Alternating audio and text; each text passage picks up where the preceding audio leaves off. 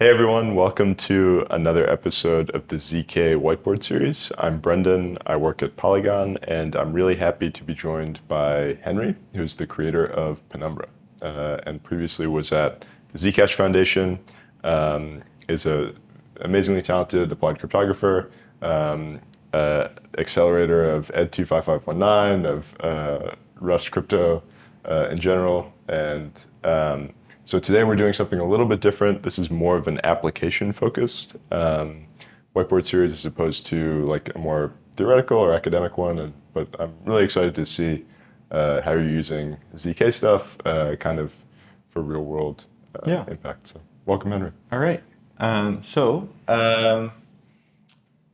Working on Penumbra. That's what we'll be talking about today. As a sort of way to get started on that, we could start with the question of what is it? And the answer is Penumbra is a cross-chain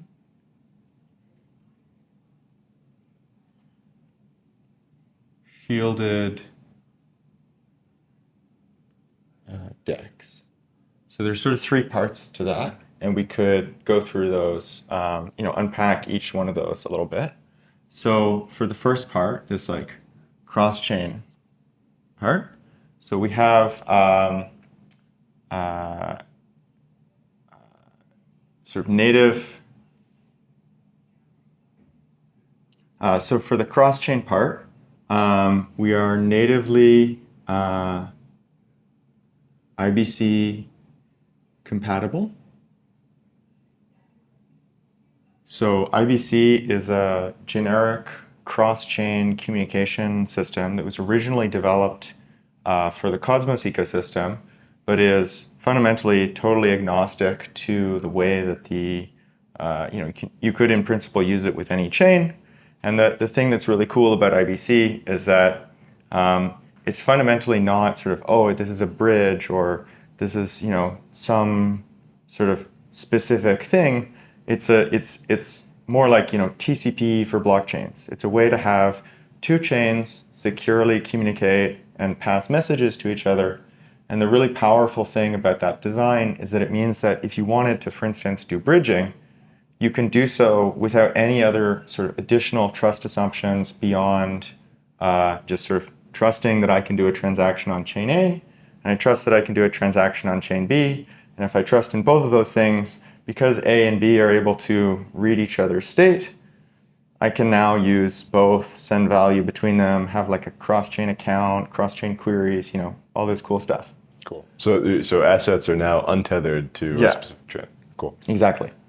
The second piece of this shielded piece, is we have a Zcash style shielded pool. So when you say shielded pool, that means that the amount, so I have some asset that exists in the shielded pool and only I know the amount of that asset and that I own it. And right. I can do transfers anonymously. Right. So the thing that we've added to this design is the ability to have multi-asset capability. Right, because Zcash is just Zec, right? Right. Okay. And what's in this shielded pool, what's in the shielded pool is a collection of notes, which you can think of as basically being like UTXOs, or more specifically, if you're very Bitcoin-y, it's like a pay-to-public key UTXO. So a note, so value on the chain is stored in notes. And a note is some typed value, which is, V, that's the amount, and some asset ID, which is just a random field element. And then there's also an address.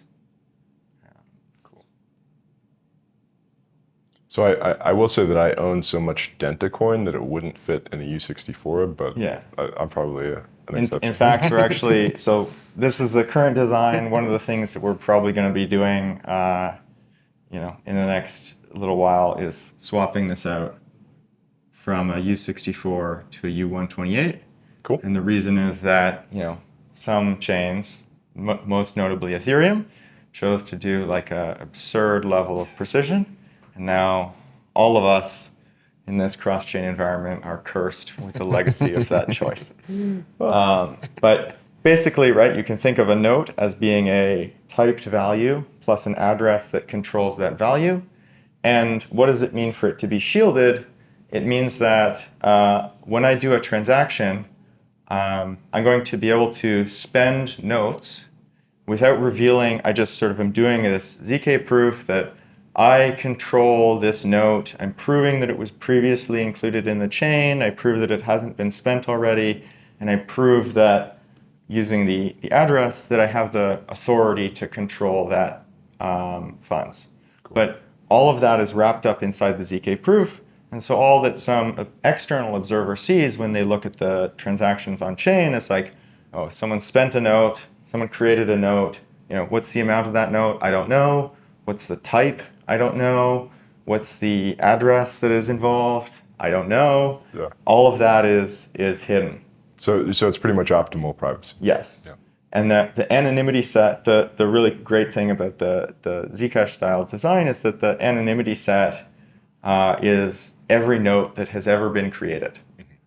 So the more you get people to use the chain, the better the privacy set is, and it always gets better over time.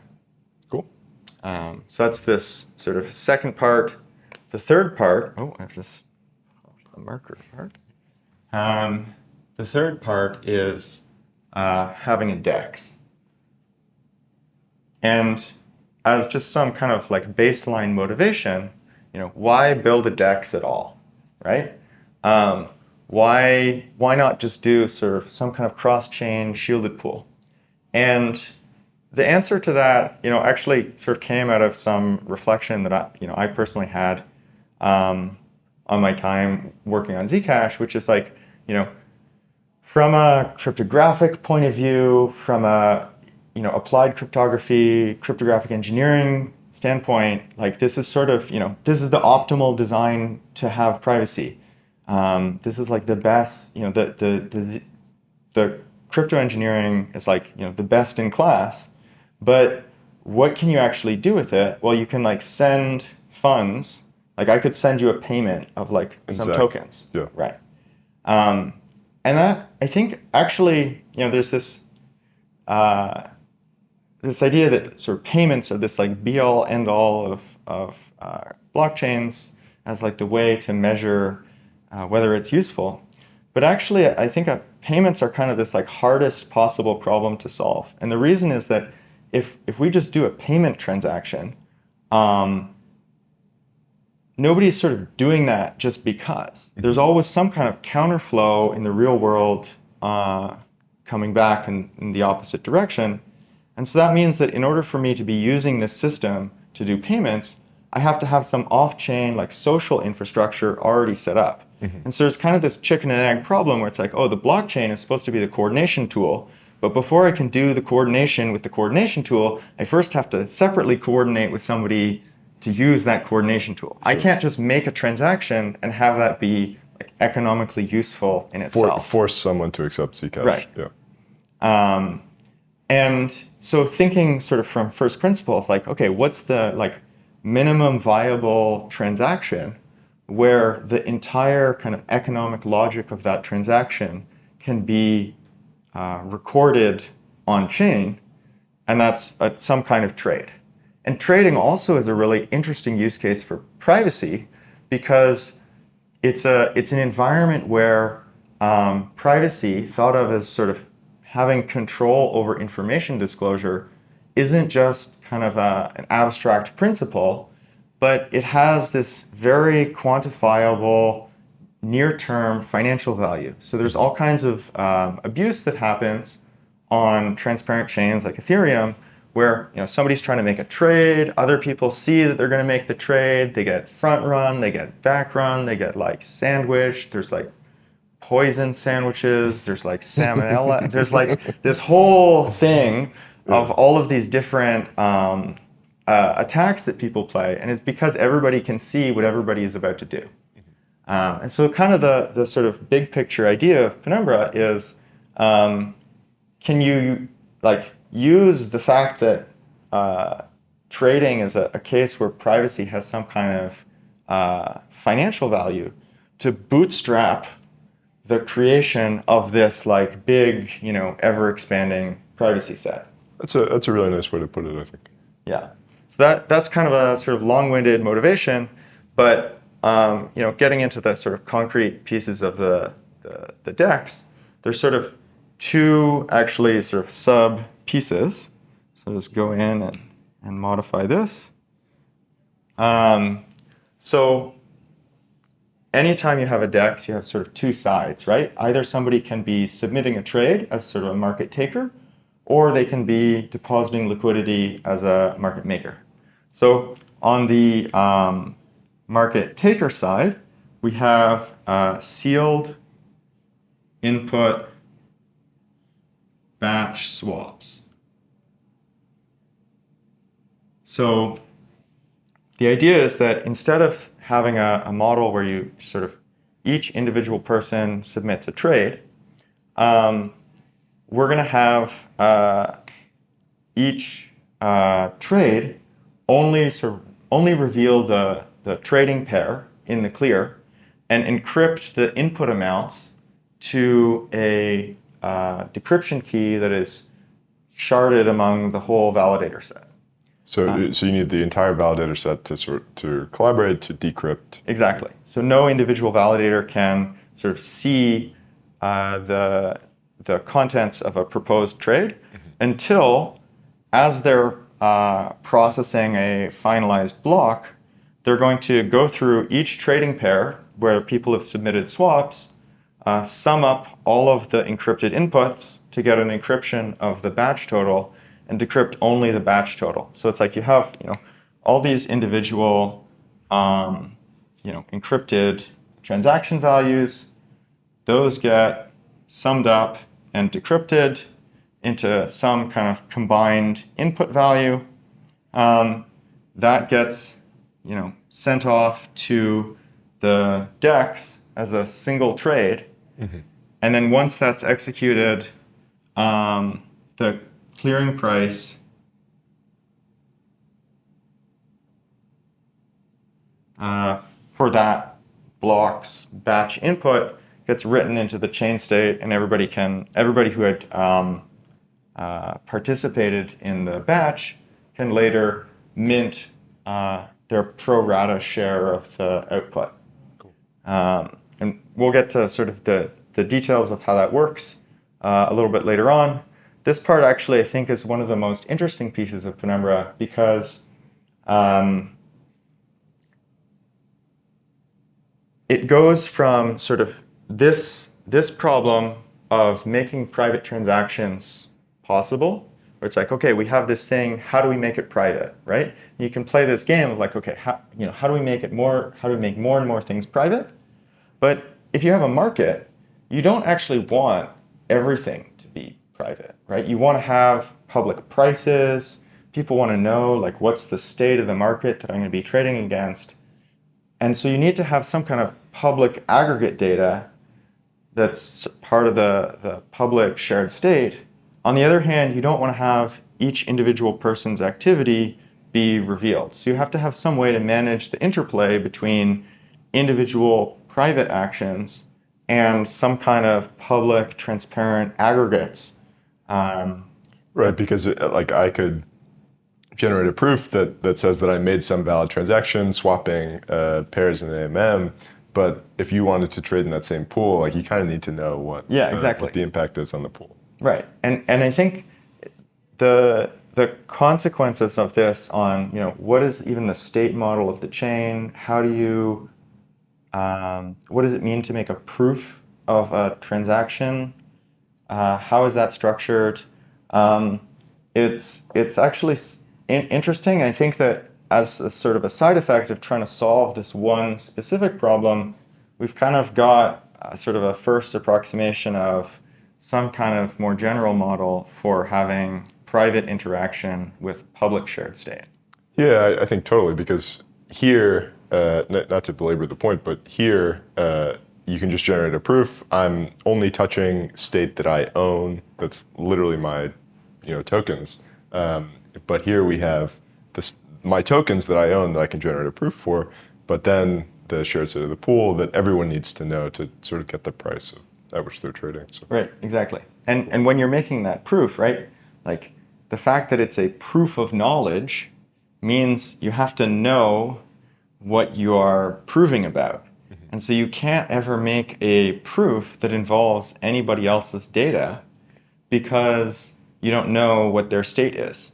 And the way that you would do a transaction in this model is that, like, it's not that I go and update somebody else's account balance or something, but I'm literally going to sort of consume some of my notes that are my state, and then I produce a new note that will be controlled by somebody else and sort of send it off to them. But at no point is there actually any kind of interaction between different users. This is the batch swaps is sort of the front end to the DEX, not in the sense of like a user interface, but in the sense that it's how do you go from tokens in the shielded pool to interacting with this public state. The second piece of that is on the market maker side. How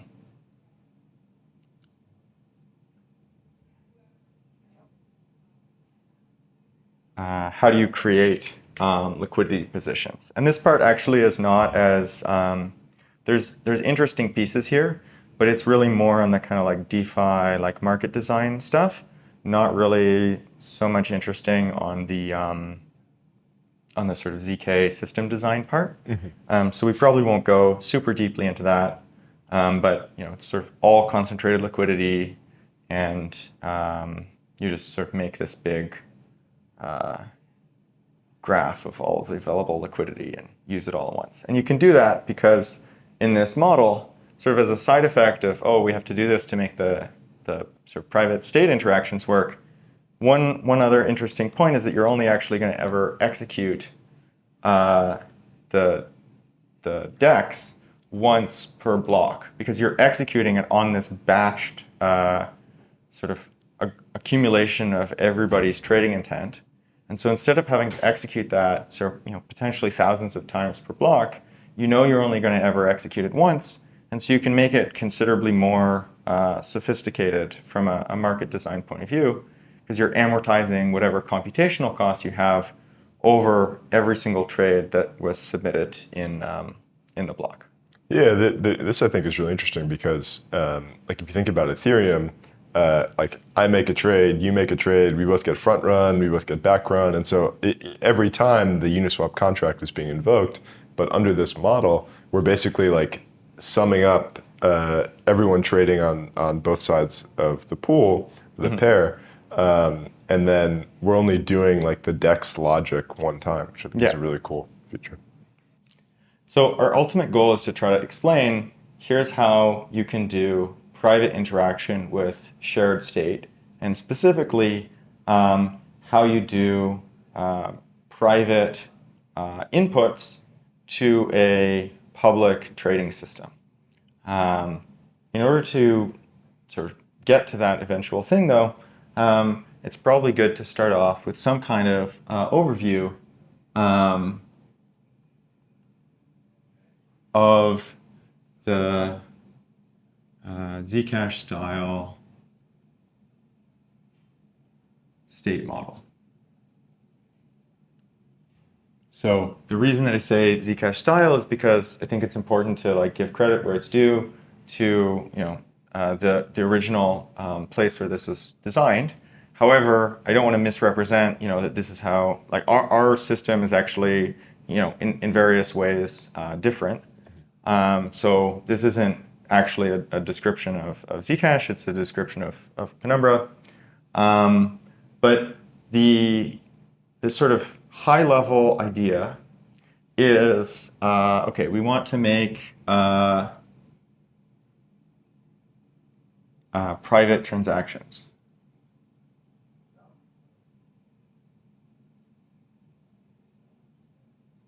And when you say private, that's both Yeah. keeping the amounts confidential and Keeping the metadata. shielding like that I'm sending to you or vice versa. And it's actually, there's some designs where it's like, oh, well, we'll hide only the amounts but leave the addresses there. But in practice, this like really isn't very meaningful, because if you know all of the metadata, you can figure out what the activity is. There's this famous quote from I think one of the former CIA directors. MacArthur or something. Or, sorry, McMaster or something. Yeah. I don't recall who off the top of my head, but it was like, giving some testimony in the Senate, being like, well, we kill people based on metadata. Yeah. So anyway, it seems like worth protecting. Yeah. And what's kind of the overall strategy here? So first, we're going to have a chain where we have these fragmented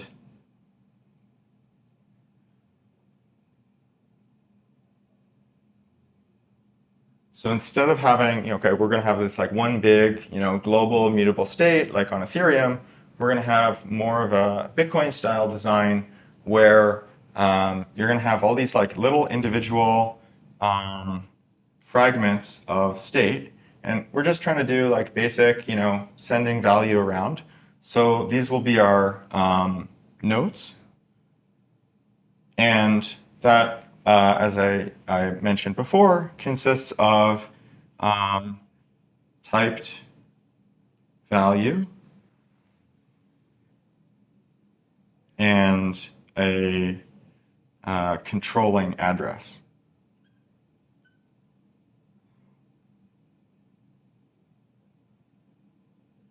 So if you have the sort of, object capabilities brain, you can think of this as being like, well, every value has some kind of notion of what's the thing that has the cryptographic capability to spend that value.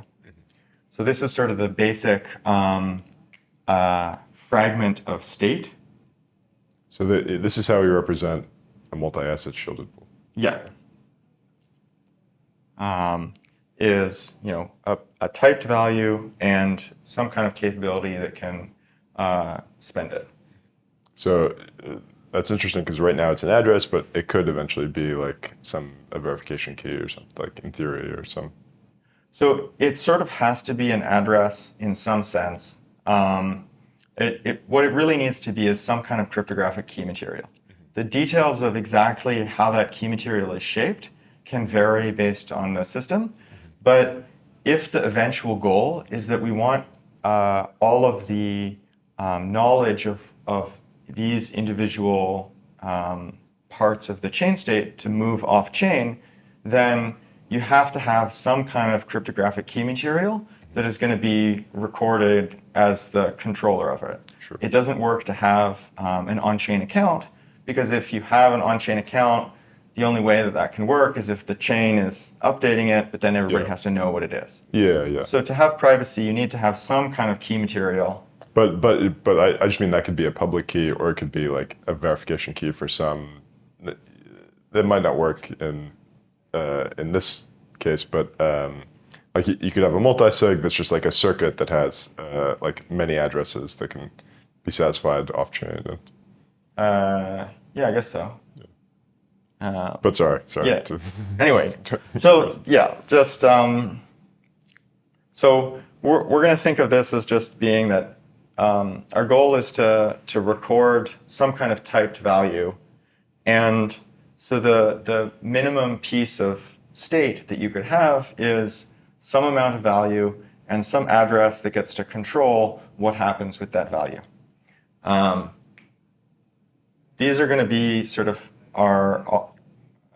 I'll just sort of draw these all out as boxes. You can imagine this is like the set of all of the notes that have ever been created.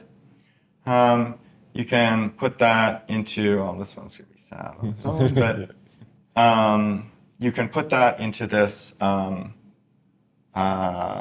Merkle tree that we'll call the note commitment tree, or, well, getting ahead of myself.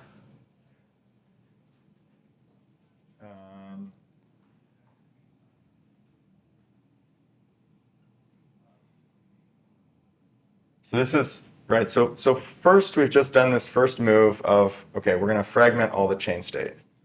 The second big change that we'll do is we move the state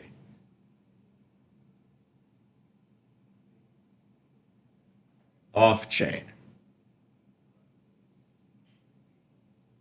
And so in order to do that, right, we have, let's, maybe we can like shade in these values to represent that this is, the sort of the full note where we know what the value is, we know the address, etc. And to do this, we're going to replace the notes with note commitments. So I'll redraw exactly this diagram, but now we're going to use these hollow boxes to represent that only some, cryptographic commitment to the real piece of state is recorded as part of the public chain state.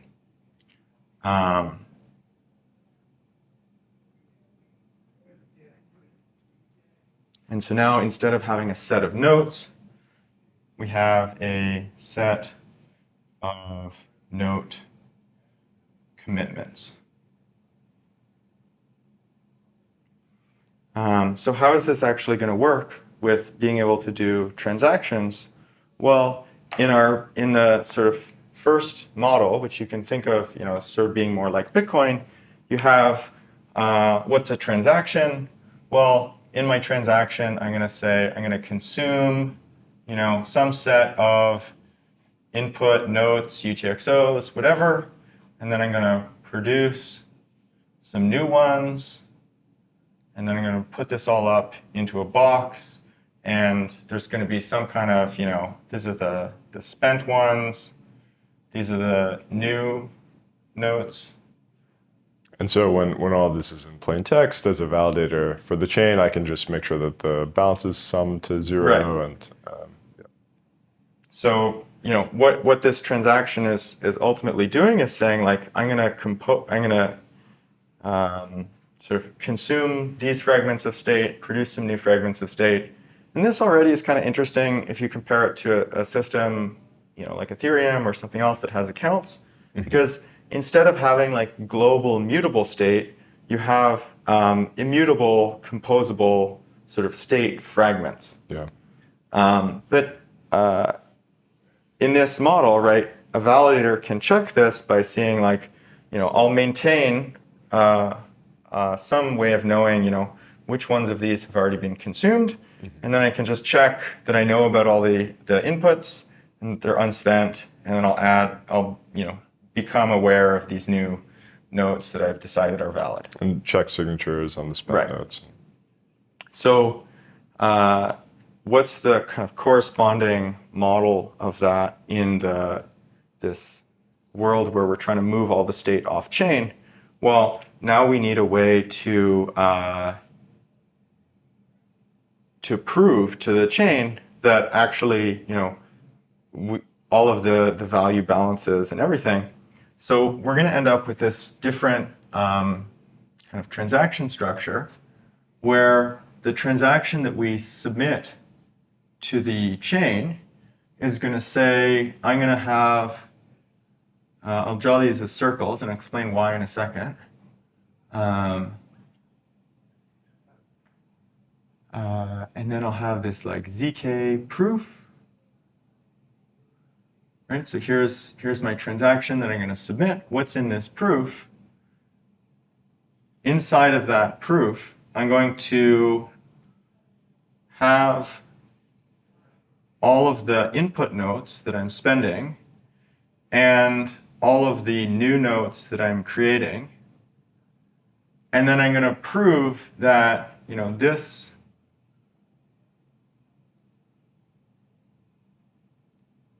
these output notes correspond to the cryptographic commitments that I'm asking people to include in the chain. And for the notes that I'm spending, I'm going to do some proof, a zero-knowledge proof of inclusion that each of these values was previously recorded in the chain. And then I'm also going to reveal these, so I've drawn these as circles, these are called nullifiers. To every, I have a way to attach to every state fragment this serial number called a nullifier. And that nullifier can only be derived by the entity that controls this address, but it's a fully deterministic process. And so if I reveal a nullifier, I can let a full node check, has this nullifier ever appeared? And if so, I'll reject the transaction as a double spend. So you're sort of pulling apart those two functions of, first, was this note, this state fragment, ever previously included in the global chain state? And then second, has it already been consumed? So in the proof, we're proving that these were created in some previous block, and then we're giving the nullifiers to the validator. And we're proving that we did the nullifier computation correctly, right? So this nullifier actually does correspond to this note, and so on. But there's no way for someone observing the chain to link these with these, and so right. And that's why the reason that I drew these as circles is because the idea is that now to this sort of shaded this is the true value of this note. There's a note commitment that's used when you create the note, and there's this second nullifier that's used when you spend the note, but they're supposed to be publicly unlinkable. And only the entity that controls the cryptographic key in the note is able to derive both the note commitment and the nullifier. So even though we have a blockchain where validators can only see commitments, I can spend without revealing my metadata, so Michael Hayden can't kill me. Yes. So, perfect. That's the one. And this, you can do the actual sort of subtleties of how you build out this design. There's obviously a little bit more complexity. One piece that we haven't mentioned is and the third sort of fundamental piece is that as part of this proof, I also have to prove that not just that I know about these notes, but that I actually am authorized to spend them. Yeah. And to do that, you use some kind of re-randomizable signature. But this is sort of fundamentally, at the level of the state model, what the move is. First, you have a setup where your chain state is fragmented into all these little pieces. And then second, you have a way to move all of the actual state off-chain. And on-chain, you only record commitments to state and these nullifiers that let you mark a state fragment as spent. So this is actually already a little bit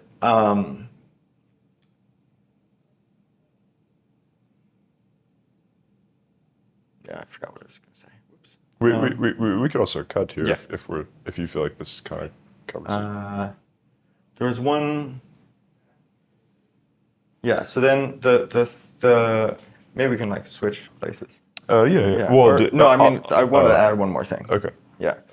So we should cut back in and then Great.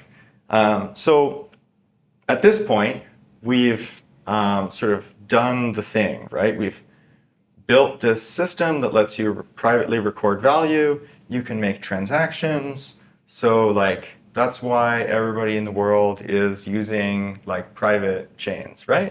Well, no. Okay, so let's swap places. So question is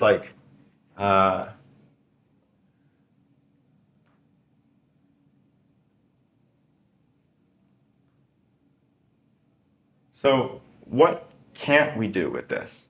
And if you think about what's going on with this transaction model, and you compare to, say, like a more traditional, account.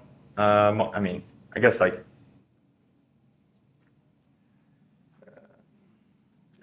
I had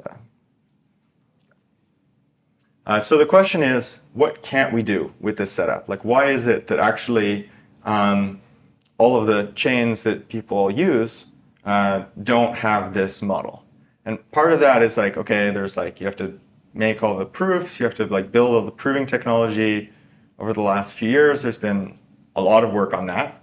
But just at this sort of fundamental state model level, what is the limitation of this? And to see that, if we compare to a kind of account-based system like Ethereum, you have basically, there's this like chain state. It's this like big global mutable state.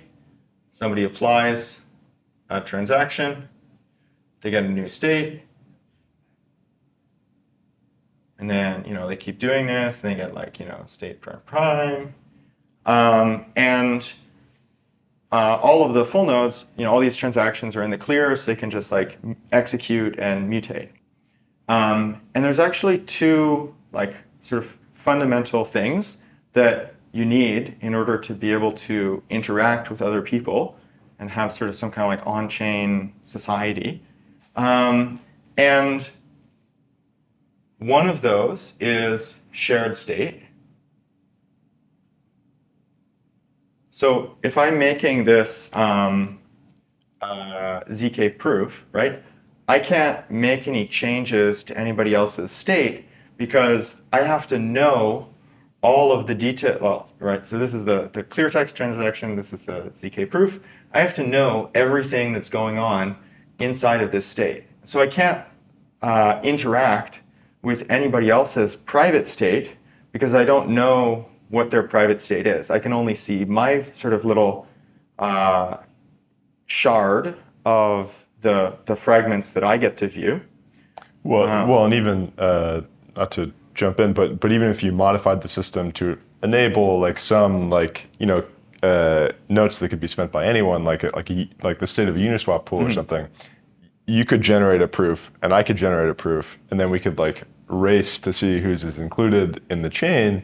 But like ultimately, only one of us is going to be able to consume that state. Exactly, and that's actually so. I got front run there, but the second point, which is really the fundamental one, is early versus late binding.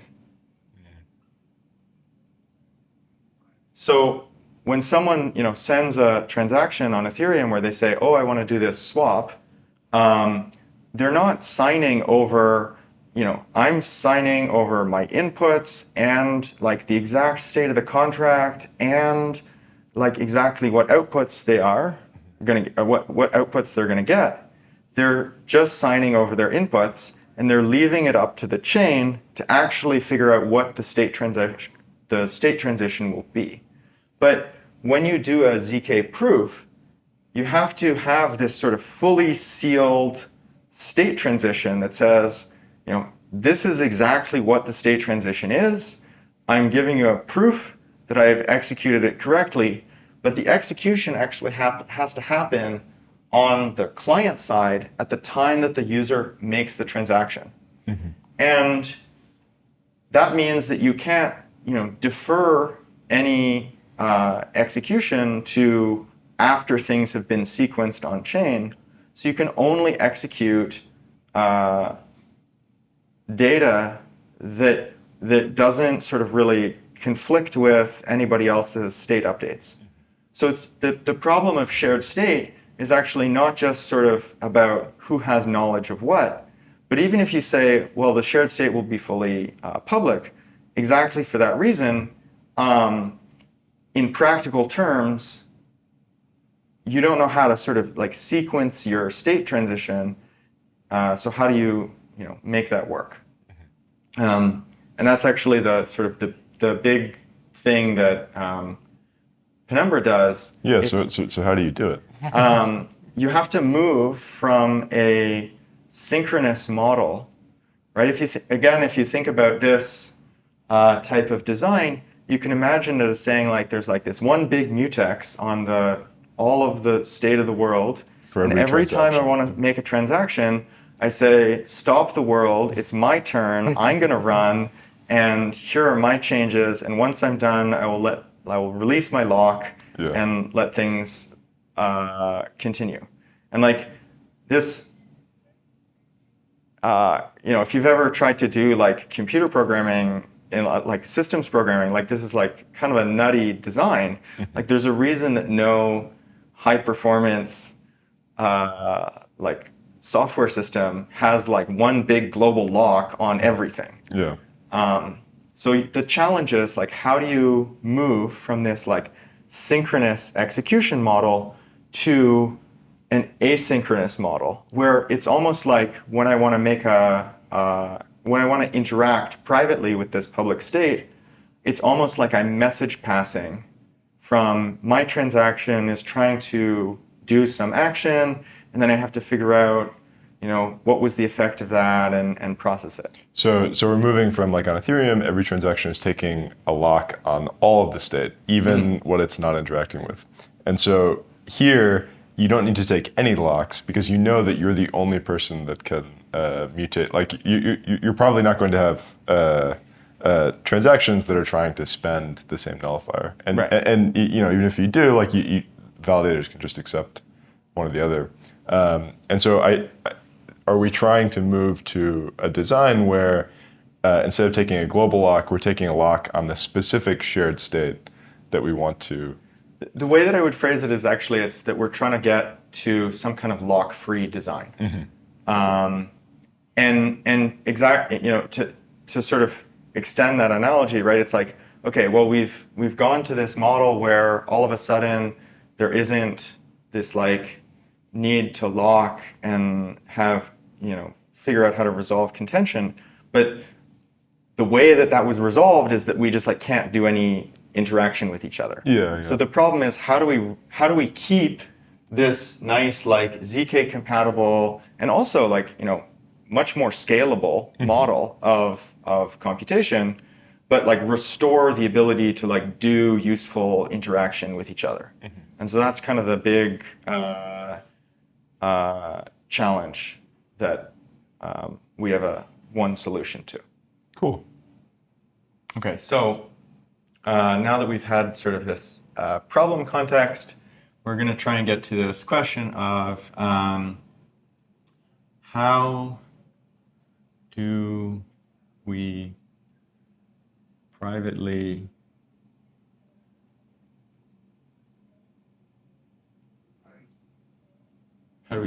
interact with public shared state?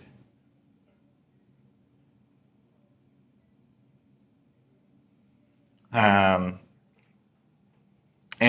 to start off, I'm gonna rather than sort of giving this, here's this big like general idea of what our computational model is going to be, we're going to actually walk through just like the specific example of how do I submit a swap, right?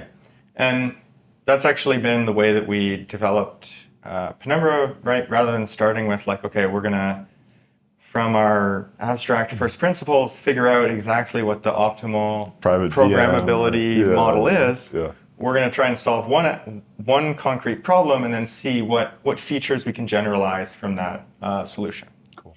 And so there's sort of this multiple different kind of phases.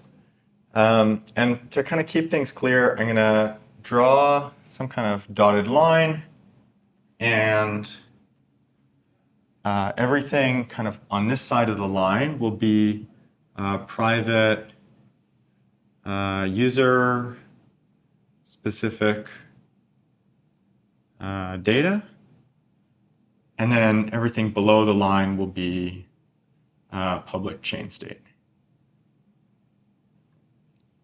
Actually, probably a better way to phrase that, now that I've written the second one, is to say just private user state.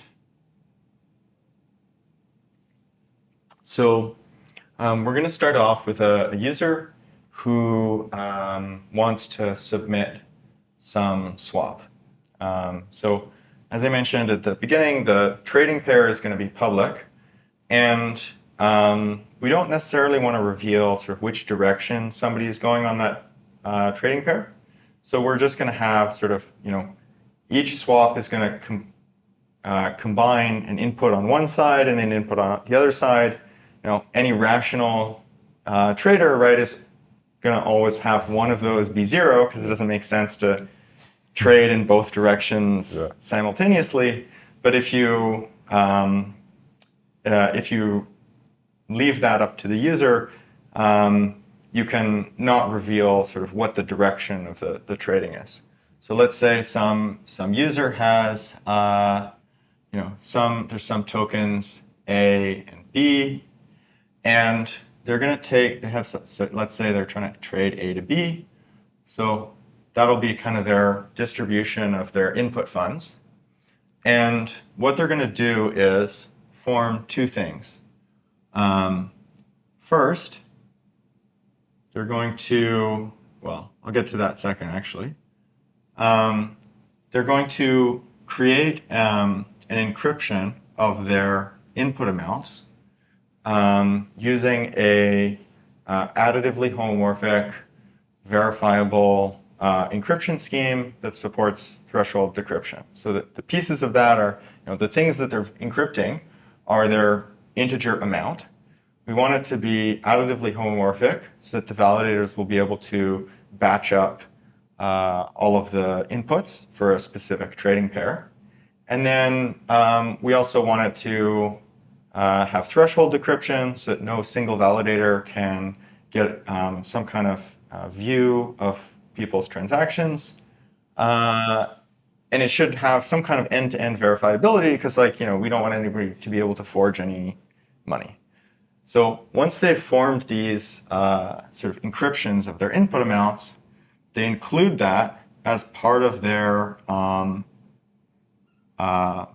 public transaction data. And the second thing that they're going to do is they're going to mint, I'll represent it using this, using a diamond. They're going to mint what we call a swap NFT. And so this swap NFT is going to have, so we mentioned that we're going to have all of the data that we're recording in the shielded pool, right, is a typed quantity. So it's going to have, unit 1, it's an NFT, of an asset ID, which is a commitment to, the trading pair A and B, to their inputs. So we'll call this delta 1, or delta A and delta B. These are their inputs. So they'll have an commitment to their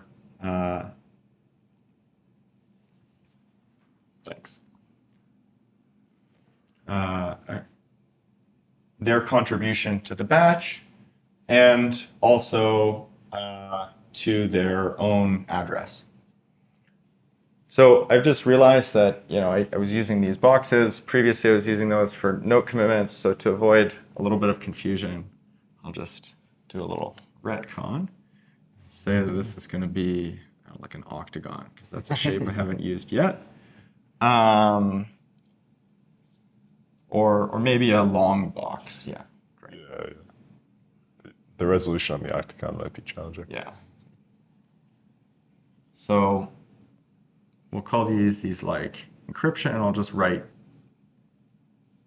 So this is like some. This is going to be some hiding commitment that's additively where. It's just a ciphertext for this. So we call this construction flow encryption, just because by the time that you've made it's additively homomorphic encryption with threshold decryption with end-to-end verifiability. Like at the point you have 6 properties, you should just like give it a new name. So we call it flow encryption. And the idea is that what you're trying to do is encrypt flows of value between different parties, different parts of a system, and be able to decrypt only the sort of aggregate amount of flow rather than each individual user's contribution. So the user, when they're preparing this swap, is going to form these encryptions of their input amounts. They spend the input tokens and just like burn them, and they mint to themselves this swap NFT. And now using the notation that we were using before, they're going to submit to the chain as part of their transaction a commitment to a note that records the value of their swap NFT. So this will get like bundled up into a swap transaction, along with whatever else they needed to do, right? They're going to probably have to spend some funds to get their input amounts, but we'll ignore that for the moment. Once this transaction gets included in a block, the validators are going to, we'll get a whole bunch of these. The validators are going to go through for every trading pair and sum up all of the flow ciphertexts that people had submitted in transactions in that. So this is sort of like the relevant part of the swap transaction, but it would also include like nullifiers for. Yeah, so we could write that in as it's not a big deal. We'll also have like these for like bringing in your funds. Yeah, because you have to actually spend. Basically, you're privately burning your input funds, and then the outputs that you get are this one that's coming from your swap NFT. Plus, maybe you'll have some change notes from stuff that you submitted. So we can label this as being like, here you're spending input funds. And then you have your encryptions of inputs. And then there you have the swap NFT, and maybe you have some change. Cool. But importantly, right, like you've burned your input funds to form this transaction. Yep. So once the validators get n of these transactions in a block, they're going to sort them by the trading pair, and for each trading pair, they sum up all of the batch, all of the inputs that are supposed to be batched, and then do some multi-party computation to do the decryption. Cool. I mean, that sounds fancy. It's just threshold decryption, and then once they've gone and decrypted those values, over here, right, this was this person's contribution. But maybe once we've aggregated everything together, we've got like, this amount of delta A and like some smaller amount of delta B in the opposite direction. Yeah. So this is this like clear text batched. So here, right, right. This isn't clear. But these, I guess not to belabor it, but these are still encrypted during the batching. So this individual amount, we should probably put a subscript or superscript on it to say that it's user I's contribution. This is going to stay private forever, as long as there's multiple people in the batch, right? So you do actually need people to use the system to get privacy. Yep. But once you've got this, here's the clear text batch trade. The validator set actually is going to do this, for every trading pair. Maybe there's also going to be some. So here I'll put this as like delta A and delta B. But maybe there will also be, delta C, delta D, delta A, delta C. There's a lot of different trading pairs that somebody could do. And you can imagine that as sort of existing on some big liquidity graph. Mm-hmm. So here's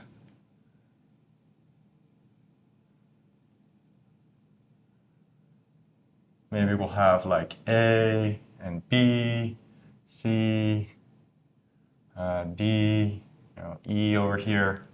And so we'll have from all of these, so it's like we actually have like sort of like two levels of batching. First, you batch up all of the trade intent for every trading pair. And then once you have all of the trading intent kind of batched together, you can consider it as like, okay, there's some kind of flow in this direction. Maybe there's some flow in this direction, or over that way or something, and have some kind of like a global an optimal routing is performed. Which, crucially, we're able to do this because for each pair, there's only one action that's performed by the Exactly. DEX. And so if we were trying to do like this optimal routing is not cheap. And so if we were trying to do it like on Ethereum for every single Uniswap trade, that's Right. not like really tenable. The other piece that makes it tenable is that on the liquidity side, which we didn't get into, we've chosen the shape of the concentrated liquidity positions that we are going to support on Penumbra to make this routing as efficient as possible. Okay. So there's this kind of full system design that goes into it. But the effect of this, right, is that it's like, okay, now that you do this like big computation once, what comes out of that? Well, the output is we're going to get, lambda A and lambda B. So these are going to be the results of the this is the like trade output, as if you were modeling each of these as a single trade. What was the other one I put? Like, let's see, lambda C, lambda D. And actually for each of these, it's not just that we'll get this output, but also we'll get some kind of success bit. Someone could submit a trade, for instance, where maybe they submit a trade on a pair where there's no liquidity or there's not enough liquidity or something. And so you have to handle the case where the swap is not executed. And so, but you just have a kind of success bit for like, did this execute or not? And now sort of these outputs get written into the public chain state, and sort of this computation is done. So from this perspective of this, like, oh, we're doing like message passing between the private state and the public state, we've first had the sort of creation of this message that says, I'd like to do a swap, goes through this whole kind of pipeline. We get to these outputs, and now what? Now what do we do? Another thing that might be helpful to kind of demarcate is that there's some kind of like block boundary that happens here. In that, this is all, somebody is going to submit their swap. This is all going to happen as part of executing that block. And as soon as that block gets executed, these outputs are written into the public chain state. And now this user who had previously submitted a swap, we just swap. And has this cool SNFT. Right. So they're going to now do a second transaction where instead of, previously they spent their input funds, now they're going to make a proof that, they have this swap NFT. They're going to prove that they have knowledge of, okay, here's my same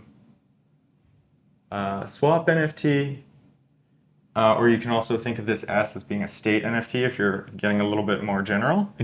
So they prove the knowledge of this opening of like A and B, the delta A, delta B. Right, because the only a commitment to the swap NFT is made Right. to the chain, and so okay. And actually, it's sort of interesting. You can think of the asset ID here as being this kind of like root of another like you're recording all these note commitments in a Merkle tree, but actually, what is that note commitment? The note commitment, and this is just sort of a sidebar box, but like the note commitment here is a hash of the amount, the type, the like asset ID, and the address.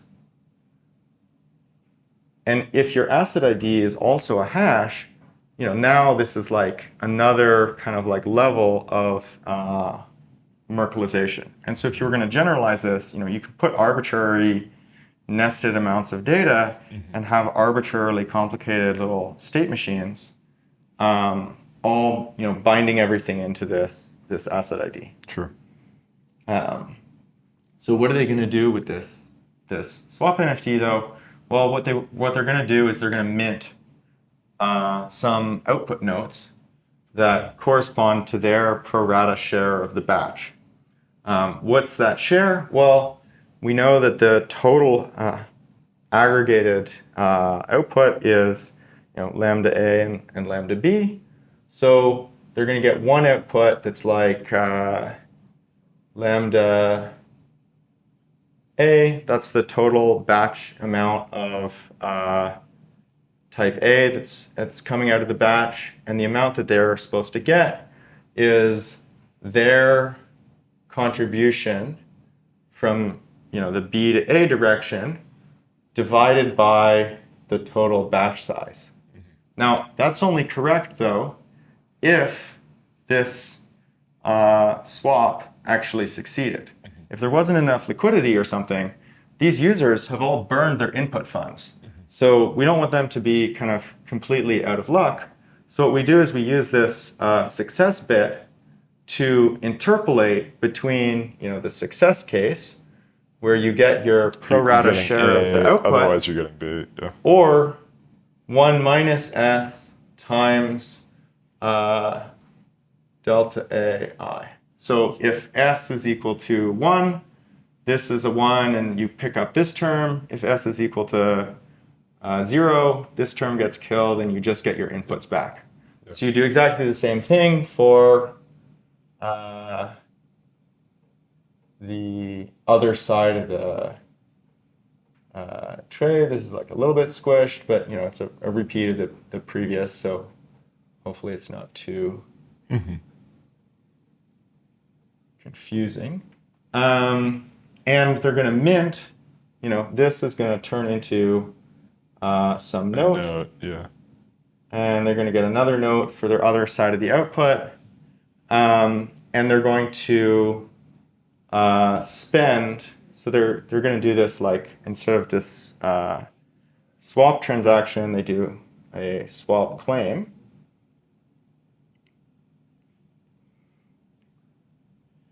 And this is going to be the nullifier from the swap NFT. And these are going to be the commitments. Yeah. The output note commitments. Very cool. So one thing that you might have noticed is that so far we've only used A, B, the delta A and delta B, but we actually put other stuff in this commitment. Particularly, we put an address. And the reason for that is that in this swap claim action, we also have a proof statement. So that the proofs, you can think of this as sort of being like a special case spend, where it's I do this spend, but I also prove that the thing that I'm spending was a swap NFT that had this swap data, and I have to prove that it happened at a particular height, so that I can convince the verifier. You need to link it to that, right? Right, because you don't want to have a situation where somebody can like submit two identical swaps in two different blocks and then be like, oh, I'll mint this one at whatever the best price was. But the final thing that you have to prove is that the output note commitments are actually going to be controlled. These commitments are commitments to notes, not just that have the correct amount of value, but that those values are controlled by this address. And the reason that that is really important is that if you have that, you've already kind of set up what the destination address is when you signed this original transaction. And by proving that it's going to the same address that was originally authorized in the first place, you can skip having to do any signing for the second transaction. So if you imagine somebody's using a hardware wallet or something, the idea of, oh, well, we'll have this like async state model execution where you just kind of drive it forward a block at a time. That kind of sucks if you have to like go on your little ledger device or something. Do the pen, And so the point is that by including by carrying forward, here's the thing that should have the capability over the final destination, the output of this eventual computation, you've sort of made the state transition much more rigid, and therefore it's safe just to have your wallet or something automatically create and submit these swap claim transactions without having to have any kind of further intervention, because you've already kind of pre-authorized, here's who's supposed to get, like, I'm not just signing, this is what I want to happen, but also as part of that, I'm saying, and this is the entity that gets to control the output, which is me. So you could imagine doing that in like kind of the MetaMask equivalent and not having to go to your hardware wallet again to like to actually access your or like you're assuming that somebody's using a hardware wallet, they only have to use it in the case that it's meaningful, which is like, are they going to authorize a trade? That's where it makes sense to actually have that kind of stronger custody. But once they've submitted that, this sort of secondary transaction, it's not that there's anything new happening, it's just that this is a way for the user to kind of claim the results of their outputs. Sort of complete the loop and like get ready to spend. Exactly. Awesome. Cool. And I mean, the really cool thing about this is that if you think about this kind of in this end-to-end process, what actually gets revealed?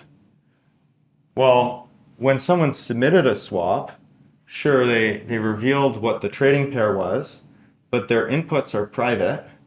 Those inputs get batched together with other people's inputs.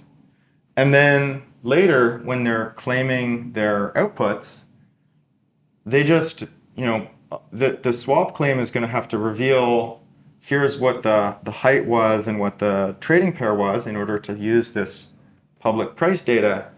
But the actual minting is happening privately. So as long as there are sufficient traders, doing volume on this DEX, the individual users' specific trade amount actually gets long-term privacy, forever. It's not just some kind of like, oh, we'll do a commit and reveal where, we'll like blind some trades and then reveal them after the fact. But actually, people's individual swaps get some long-term privacy.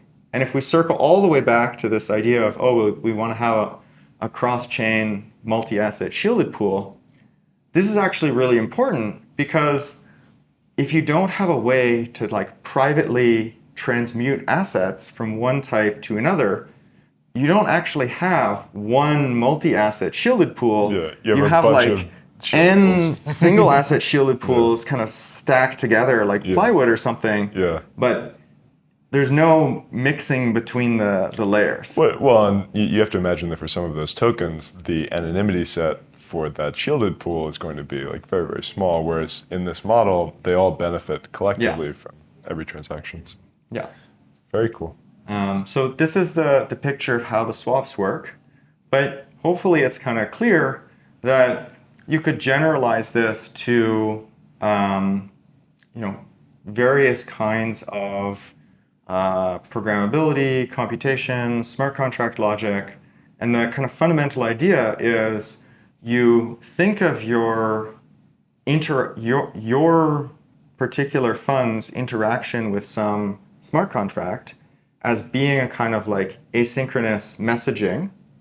And every time you send or receive a message from the public shared computation, that translates into a different state, which is represented as an NFT. And you use the fact that your shielded pool can it prevents double spends to enforce that this state machine gets ratcheted forward one step at a time as the computation is performed. And similarly to the way that, for instance, futures work in Rust, right? Your user agent is the thing that is polling those futures and driving them out to completion. Cool. Yeah, I mean, I really like the approach. I think a lot of people are trying to do like privacy preserving computation or private computation on chain, and I think that's like a really painful thing with most designs. But I really like how you're starting with something that's like immediately useful, and yeah, really offers a lot of value. So I think Penumbra is one of the things I'm most excited about in ZK apps. So. Cool. Well, we're pretty excited too. Well, thank you, Henry. Right. Anything? Where should people go to like find out more about Penumbra? If they go to penumbra.zone, that's sort of the project landing page, and from there's links to like the Discord. We have a work in progress protocol spec that has like way more details than this. And the other thing is that we run some weekly test nets. So if you go to guide.penumbra.zone, that has all the instructions of like, here's how you can play with the testnet. So if you want to sort of see, the half-finished, like slightly broken version, slightly to mostly broken version of this, that's the way to do it. Awesome. Well, thank you very much. Cool. This is great. Thanks, everyone.